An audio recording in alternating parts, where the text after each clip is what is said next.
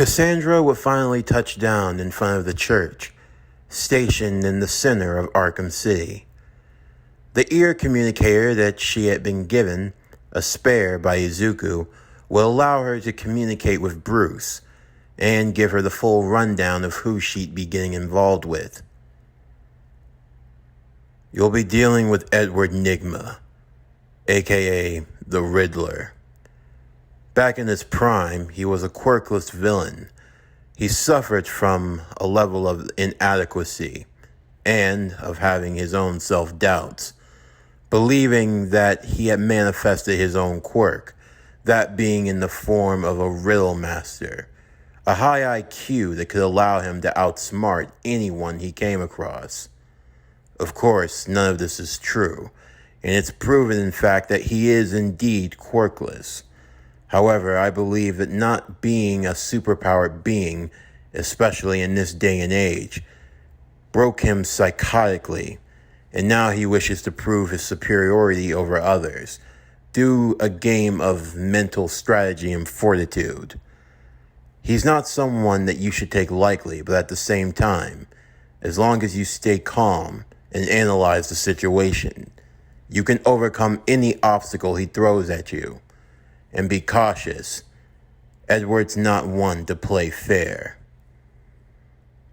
As Cassandra would open up the doors to the church, on a projector screen high above, the Riddler, Edward Nygma, who had been retired now for almost 10 years.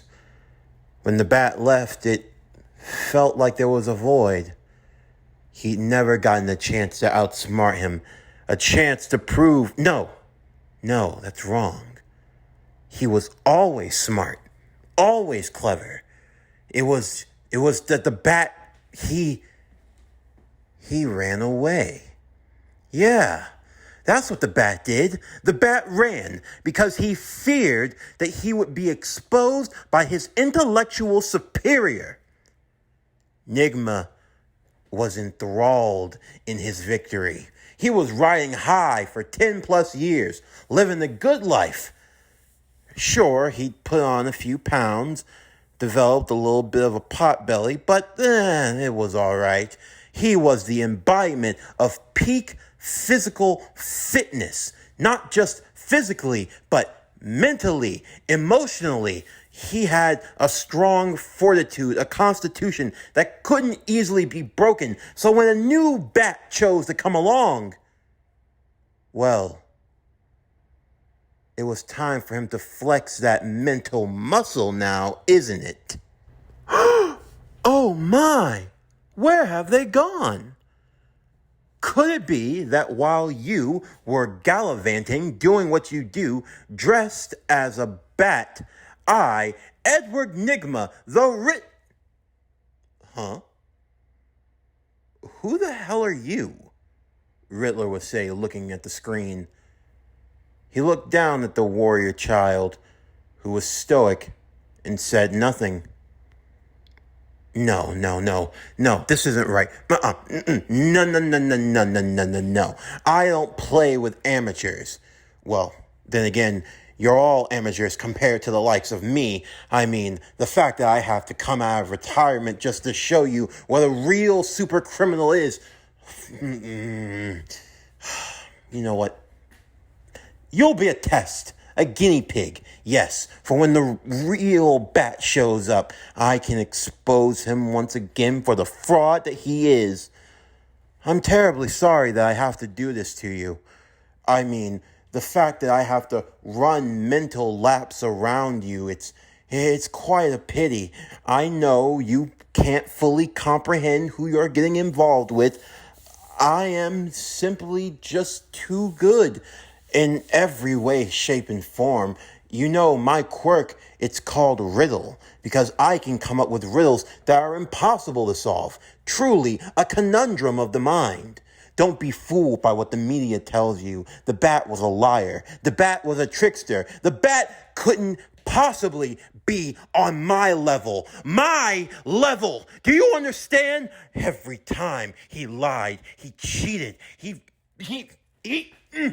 No. No, your therapist said to stay calm. Calm. Hum.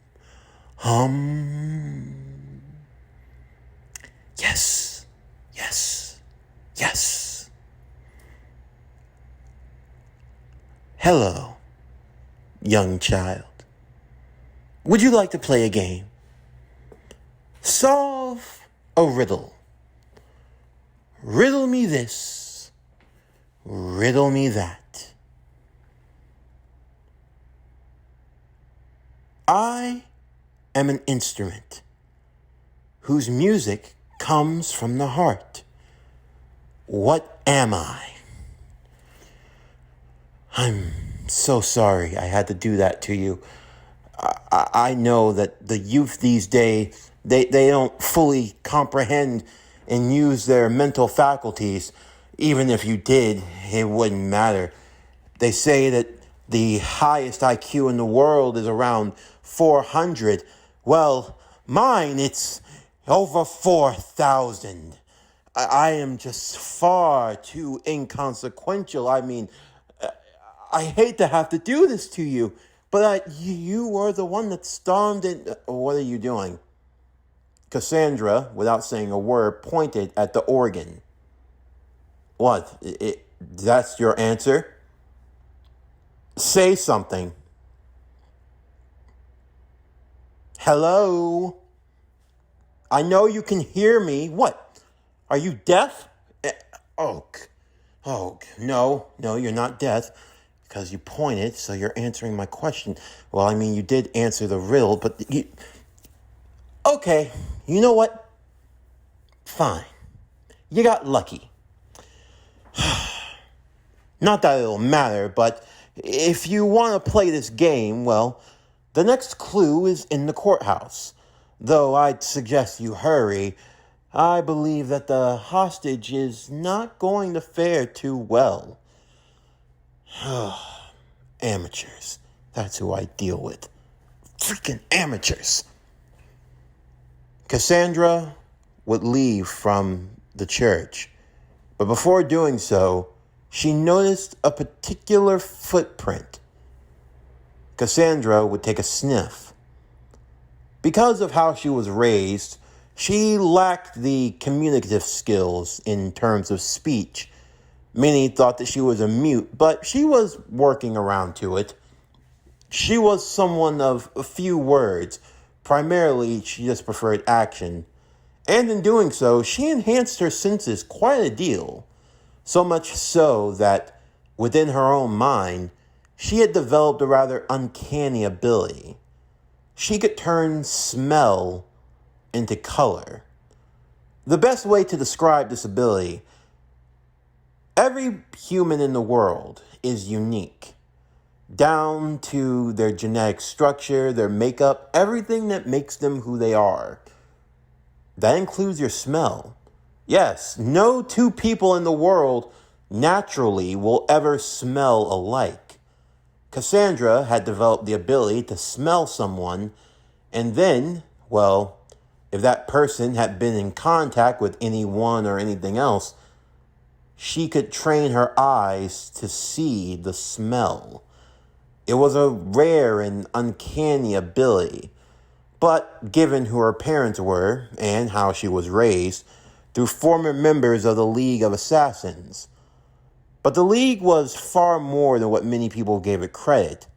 Yes, even in a world that was filled with 80% of quirk users, Raish made it his particular goal to develop assassins who were non-quirk users. Very few members of the League actually had a quirk. Through Raish's own admission, a quirk was a handicap more than anything else. Raish never liked the idea of having assassin members rely solely on their quirks, because no matter how powerful or how great your quirk might be, your quirk, much like anything else in this world, could fail you. And after that, what would you be left with? No, Raish took great pride in taking quirkless individuals and raising them from the ground up to be some of the deadliest people in the world. Among them, Cassandra's own mother, Lady Shiva, and her father, the late David Kane. But for Cassandra, she proved to be the perfect model of what an assassin could be. But given who she was being trained by these days, she didn't follow down the murderous path like her father did. As for her mother, they were rather estranged. Lady Shiva wasn't necessarily an assassin anymore, but she was more of a hired hand. She worked for anyone that needed her services, and whomever she chose to work with on a whim. It wasn't uncommon for, say, a particular government to employ her skills, just like it wasn't uncommon for, say, a decent villain organization to also get their hands on her. It was basically just a toss-up between who would use her skills for when, where, and however they saw fit. As for Cassandra, she was choosing to walk down her own path, and in doing so, she was being raised by a woman who felt the same, the younger daughter of the late Ra's al Ghul, Nyase al Ghul. Of course, she had accompanied her guardian here to Arkham City to destroy one of the many Lazarus pits all around the world, and in doing so, she had gotten herself caught up, attempting to assist the new Batman and his fellow allies in their crusade against Hugo Strange. And for her, she had been given the task of finding the doctors and the security team that accompanied them into the city, who had now been taken hostage by Edward Nygma, a.k.a. the Riddler. Her first stop would lead her back to the courthouse, the former base of the villain known as Two-Face, a.k.a. Harvey Dent. Because of Cassandra's abilities, she was able to essentially sniff out anyone who was working for the Riddler. They gave off a particular aura, a green aura that would form around them. It showed they had had contact with the riddled criminal, and in doing so, she made sure to single them out. Her first stop being in the courthouse with the first hostage. There were 5 guarding him, and one with the particular scent that she was looking for. Cassandra would make short work of them all, saving the last one, who knew exactly why he had been singled out. Cassandra said nothing, only holding her blade to his throat, preparing to lop his head off. Wait, no, wait, hold on, I'll tell you everything you need to know. I know about the Riddler. I do. Is that what you want? Cassandra would nod before slamming his head into the ground, knocking him out, and then freeing the first hostage. Thank God you showed up when you did. I'm sorry. I tried to fight back, but stabbed my friend in the leg.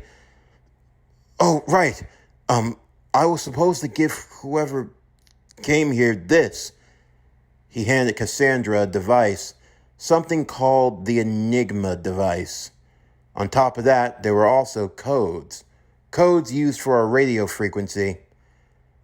275-325. That's what I was told to tell you. Cassandra would take out her radio and search for that particular frequency and would find the Riddler. Oh, so you think you're good at this, huh?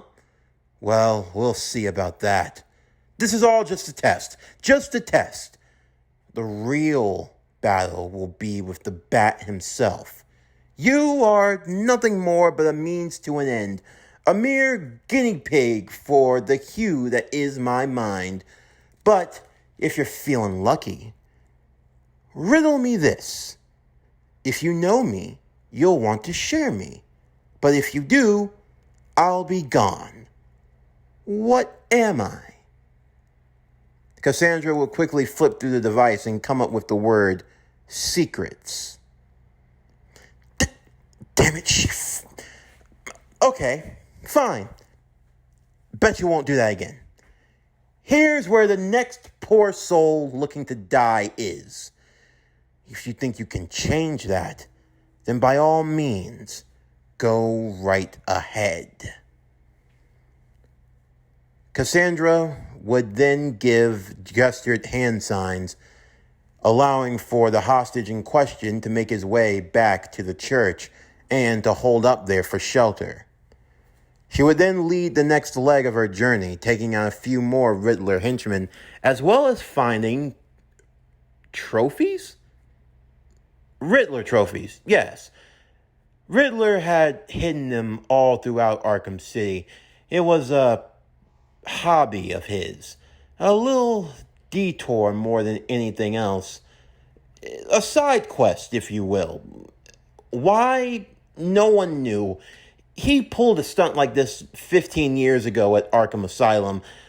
Bruce didn't even bother. He just collected the trophies, solved a few riddles, pinpointed his location, and the next thing he knew, he was behind bars once again. Perhaps this was just an homage, probably something that he was saving for the bat, but Cassandra and her allies were quickly rounding them up, making his little game all but useless. This would lead her to the second hostage, who was suspended above ground on the platform, and down below there were electrified floor panels. Cassandra, using her distinguished katanas, would one by one throw them towards the pressure-padded question marks, digging her blade out of the pointed dot and turning off the electric floorboards temporarily one by one until eventually she made her way across the room and freed the next hostage. After doing so, she'd be given the next set of coordinates, 625-925, where she would be given yet another riddle. The more there is, the less you see. What could I be? How did she? Fine. Yes, it's darkness. You know what? I got that off the internet. I didn't even use my quirk. Why would I use my quirk? Why would I waste it on a child? A literal child. It's... What the... Fine. Here is where the next hostage is. I promise you, you won't be so lucky. Cassandra would then make her way to the next location. She was starting to notice that all these locations were places hidden behind a fake wall. Seriously, who had this much damn free time? And this is what you choose to do with it? Whatever. She made her way in to find that the hostage was sitting strapped in a medical restraint chair, and he was placed inside of a metal capsule.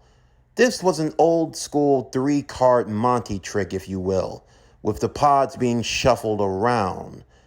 Of course, it was for Cassandra to figure out which one that he was under. But Bruce warned that he was the type of person who liked to play tricks. After the shuffling was done, she was told to pick where the hostage was.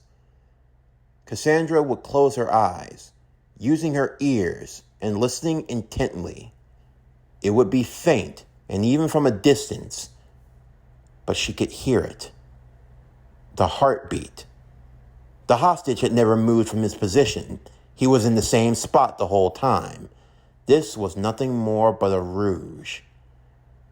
Using a makeshift batarang, she would hit the pressure pad to reveal where the real hostage was.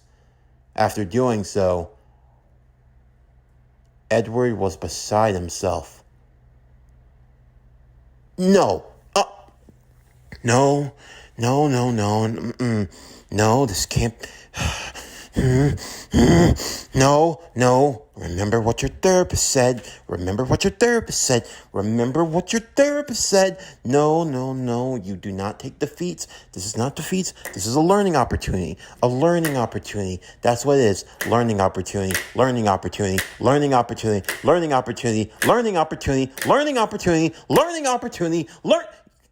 I've made a flaw in the system. That's what I did. I made a flaw in the system. You know what, kid? I should thank you. Because of you, I'm gonna be 1,000 times better when I take on the bat.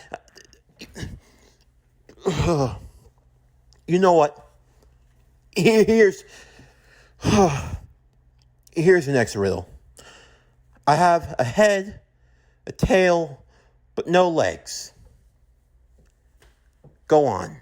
Let's see if you can figure that out, Miss Genius. I'll have you know, I won a science fair. I won, what's it called? What's it called? Spelling bee. That's right. I won a spelling bee in grade school, mind you. I could have gone to state. But then my father, he just beat me. Wouldn't let me go. Kept saying, you cheated. You must have cheated. He was right, of course, but still. While Edward was having a midlife crisis, Cassandra solved the puzzle. It was a penny. And the next maze, a death maze, 606120. The next spot, the death maze in question, Cassandra was going to have to navigate through the room without touching the ground.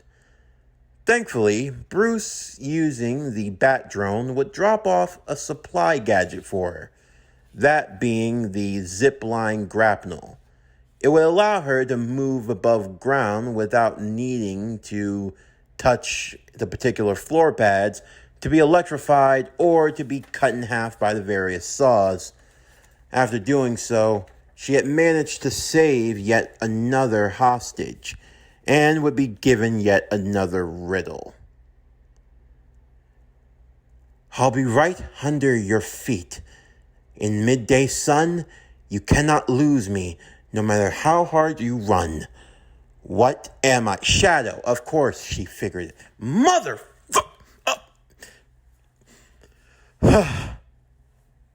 Go on. Go find your last hostage. I don't care. I don't care. Because you want to know what? You're not going to figure it out. You're never going to figure it out. You are going to fail. You hear me? Because there's no way. You're not better than me. I know you're not better than me. No one is better than the great Edward Nygma.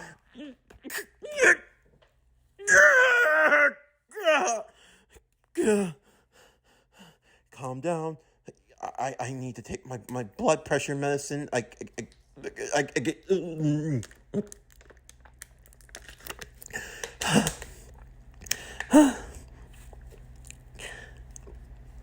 I am at peace. I will overcome. I am the master. I am the Alpha, the Omega, the Delta. Have fun. Cassandra would make her way to the last room. It was a death trap through multiple giant buzzsaws. Working and maneuvering her way through each part of the room, the Riddler would just continue to taunt her efforts. You want to know what made all of this worse? The girl never spoke. She never spoke, not once. All she did was solve the riddle with the little enigma machine, twiddling her little thumbs, pointing, grunting. What? Did she not believe that he was worthy enough to be spoken to? Was there no such thing as common decency anymore? Courtesy? No manners? Proper respect? Who in the hell did this little bitch think she was? Who? What? The Queen of Sheba? No. The Prime Minister? Hell no. You say nothing. What? I know what you're thinking. You're thinking, this is it, right? I'm going to die.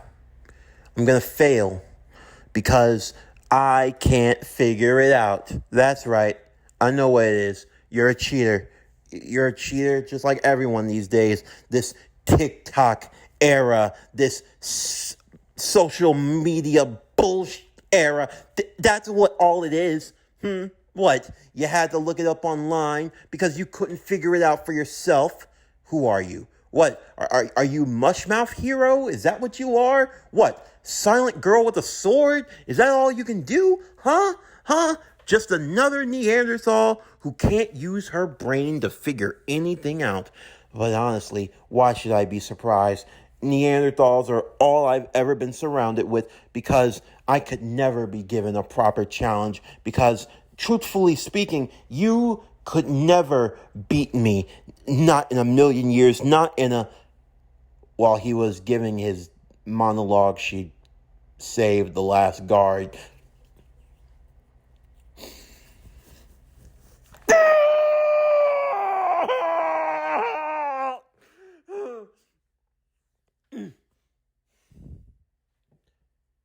You know what? Screw you. I don't have time to deal with cheaters. Cheaters never win. Cheaters never prosper. And I have better things to do than deal with... You know what? I took time out of my schedule to try to better you, to better your education, young lady. And this is the thanks I get. Say something! Oh, you know what? I know. Oh, I know. First, I'm going to get the bat. I'm going to get the bat, and I'm going to kick his ass like I've always kicked his ass, because the Riddler doesn't take L's. And after I'm done with him, oh, you better pray that I don't find you. Because you want to know what? I'm not even going to give you a chance. Because truthfully, we'd both just be wasting our times. So, instead, I'll make a riddle out of your guts. Good day to you. It seems you've really gotten under his skin, Bruce would say through the intercoms. But still, there are the remaining hostages that have yet to be found. While you've been solving all of his riddles, I've been compiling everything that could connect, hopefully, all of the buildings in particular that he's been using. It seems they were all owned by the same broker, and there's one more left in Arkham City.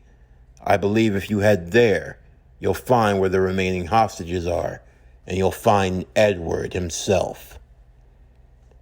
Cassandra would do just so, arriving to the last building that was in the lower-end district of Arkham City. After making her way past the electric fence, she would find a hidden trap door that was rigged with an explosive. Instead, choosing to move through the vents, she would find where the remaining hostages were. Aaron Cash, along with the other medical staff and other guards, they were all chained, connected to a tiny little railway. Apparently, from how it was built, they had to keep moving. If they stopped, they died. If Edward felt trigger happy, he'd just rig for them to explode. Edward was sitting comfortably in the control center, lazily sitting about with his fingers on the trigger, all while Aaron Cash was warning him that this would be his comeuppance. You're not gonna get away with this, Enigma. That's Riddler to you, Cash. I don't have to... Honestly, if you were all just a little more smarter, perhaps you wouldn't have found yourself in this situation. Please, I can't go on any longer. Oh, you'll keep going. You'll keep going unless you want your pretty little heads to go kabloom. This is just... You know what? Perhaps I'll do that anyway. That'll make me feel better. I can pretend that... Oh, yeah. Solving my riddles. You're trying to outstage me, huh? That's what you think? You stupid, naive. No, don't doubt yourself now, Enigma. No, you're in the driver's seat now. You're in control. You make things happen. You are the one. While Enigma was so caught up in his own delusions of grandeur and pity, he didn't notice Cassandra moving about until eventually she got just under where the platform was. It was made of old wooden planks, so, using her sword, she quickly cut little divots into the planks and caused Enigma to fall under. What the? You. Silent child. Cassandra would slam his head onto the floor, knocking him out, before quickly cutting off the devices and freeing everyone. Cash, among all of them, were grateful for the help, although he had no idea who this girl was. "Thank you," Cash would say. "Good looking out. Honestly, I don't know how much longer we could last." As for Enigma, he was attached to the device, and now he was getting a taste of his own medicine. "Hope you have fun, Enigma. We're going to be putting those legs to work for a while. Perhaps you'll finally lose the dad bod. Dad bod. Cash. Only a primitive mind like you would fail to understand. I am the embodiment of peak male performance." Okay, I'm moving. All right, guys. We're going to take a moment to rest and catch our breaths. Then, we're going to make our way back to the church and get the hell out of here. Say, where are you? Cash turned around, but the girl was gone. She had moved back topside, meeting with the other members of Nyase's Royal Guard. "I take it that the mission is complete." Cassandra would nod. "Good. I got tired of looking for those damn trophies. Seriously, how did he manage to hide them? Do you know half the places he got them into? I had to go to the sewers again. There was a big pile of shit." They all quickly looked to see what it caused the ground to shake. Looming above them all, they saw the choppers taking flight into the air, raining down missiles of fire and destruction. They quickly would take shelter, moving back through the underground, arriving to the ruins of Wonder City, where Nyase was waiting. She had completed her mission, and now the Lazarus Pit was reduced to nothing, never to be used again. But now they had bigger issues to deal with. It feels as though the final hour is at hand. Whatever Dr. Hugo Strange is up to, his so-called Protocol 10, it looks like it's finally been put into works. "What shall we do now?" one of the guards would ask. "We will take shelter and try our best to get out. Although I have a feeling there is more at work than even we realize."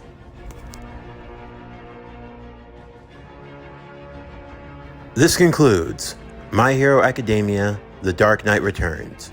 What If Deku Was Batman? Season 3, OVA 3, Riddle Me This. As always, if you enjoyed today's video and everything else that we have to offer, then please don't forget to like, comment, subscribe, share, and hit that bell for post notifications so you can stay up to date on everything that is PowerCore Productions and Podcastings that has to come out now and in the future. And stay tuned next time as we'll continue with more My Hero Academia: The Dark Knight Returns, the Season 3 OVA's Tales of Arkham City. But anyway, that's going to do it for the end of today's video. I'm Javon Harrington with PowerCore Productions and Podcastings, signing off. and I'll see you next time.